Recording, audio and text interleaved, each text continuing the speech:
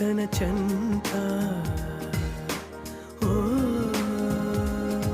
క్షణమైనా నడకే సంబరంగా గడికో సందడేగా బ్రతుకే పండగేగా కొడిగట్టని దివ్వెనుగా ఇట్స్ your life.